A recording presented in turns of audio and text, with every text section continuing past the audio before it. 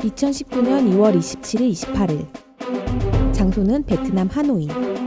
제2차 북미 정상회담 개최 결정. 8개월 만에 다시 만난 김정은 위원장과 트럼프 대통령에게 또 한 번 전 세계의 이목이 집중되었는데 훌륭한 결과가 만들어질 거라고 확신하고 Hopefully will be equal or greater than the first.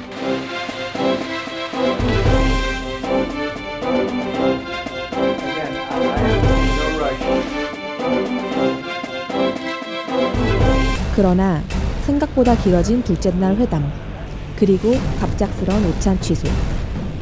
결국 하노이 회담은 그렇게 결렬되었다. 연일 압박 수위를 높이고 있습니다. 미사일 발사장에는 복구 징후가 있는 것으로 복구가 사실이라면 아주 실망할 것이라고. 하노이 회담 결렬 이후 다시 냉각 기류가 흐르는 북미 관계. 대체 회담에서는 무슨 일이 있었던 걸까? 그때로 시간을 되돌려보자.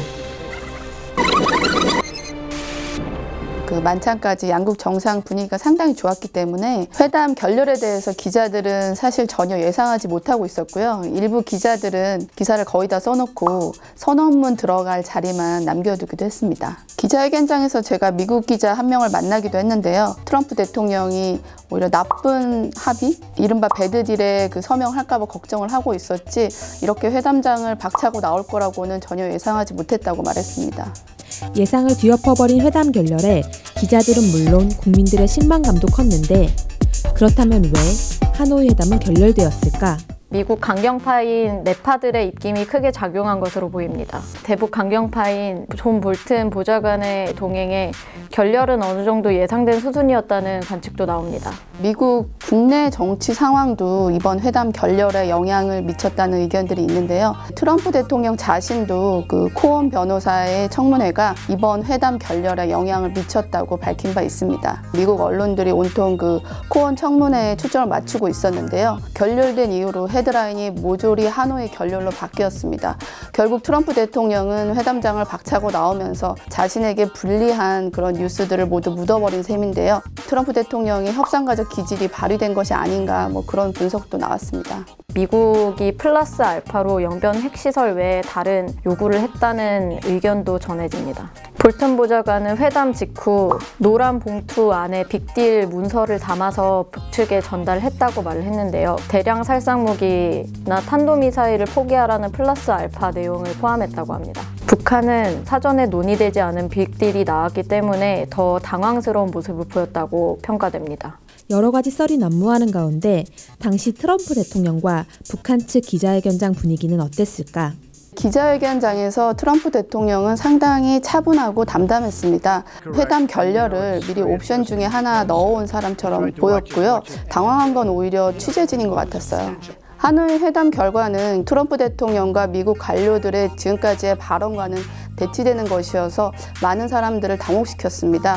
그렇지만 미국은 올바른 일을 했다는 그런 반응을 내놓고 있습니다. 하노이 회담이 결렬된 당일 자정 리용호 북한 외무성은 긴급 기자회견을 열기도 했습니다. 북측에서 우리 언론을 포함한 외신을 대상으로 언론 브리핑을 연 것은 전례가 없는 일입니다. 그만큼 이번 회담 결렬이 북한에게 큰 충격이었다는 의미로 보여집니다. 회담에서 북측은 전면적인 제재 완화가 아닌 민수경제 해제만을 요구했다고 주장했습니다. 트럼프 대통령의 긴급 기자회견과 대조되는 반응입니다. 북측은 8일 처음으로 회담의 결렬을 인정했는데요. 그 당시 미국의 책임을 강한 어조로 묻지는 않았습니다. 되려 일본의 그 책임을 떠넘기는 듯한 강한 비판이 있었습니다. 회담 결렬 후 북미 관계가 급격히 냉각되는 신호가 곳곳에서 발견되고 있는데 저는 그래도 희망적인 부분은 있다고 봅니다. 북한과 미국 정상들이 이미 2번이나 만났다는 역사적 사실들은 변하지 않고요. 대화를 이어가지 않을 경우 양측이 서로 잃을 것이 너무 많다고 생각합니다. 미국의 대표적인 매파로 불리는 존 볼턴이 최근 방송에 나와서 북한 관계에 대해서 상당히 말을 많이 하고 있는데요. 바로 지난 일요일에는 트럼프 대통령이 3차 정상회담에 대해서 열려있다는 발언을 했습니다. 미국이 대화를 계속 이어가겠다는 의지가 있다는 말이죠. 트럼프 미국 대통령은 북한이 핵과 미사일 실험을 하고 있지 않은 것을 자기 임기 내 최대 업적 중 하나로 내세우고 있는데요. 이런 상황에서 북한이 다시 실험을 하게 된다면 트럼프 정부도 상당히 큰 타격을 입게 될 것으로 보입니다. 북한도 이 같은 사정을 누구보다도 잘 파악을 하고 있고요. 때문에 최근 미사일 발사장 재건과 같은 움직임은 미국을 압박하려는 그런 의도가 있는 것으로 보입니다. 북한은 경제 제재를 완화해야 된다는 그 목표가 있기 때문에 섣불리 움직이지는 않을 것으로 보입니다. 반면 회의적인 시각도 많이 나오고 있습니다.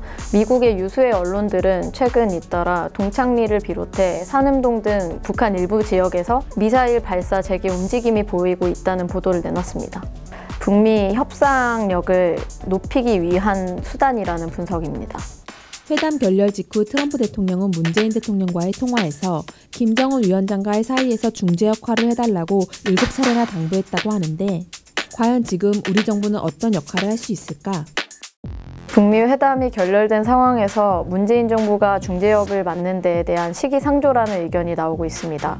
미국 조야에서는 북미 협상이 제대로 진행되지 않은 상태에서 남북관계가 앞서 나가는 상황에 대한 우려가 계속해서 제기되고 있습니다. 이 같은 상황에서 문재인 대통령의 역할은 더 힘들어졌다고 생각됩니다. 사실 지금 같은 상황에서 한국이 내밀 수 있는 강력한 카드는 없거든요. 김정은 국무위원장이 방한을 할지 여부도 좀 불투명합니다. 남북 경협에도 미국이 다소 부정적인 상황이고요.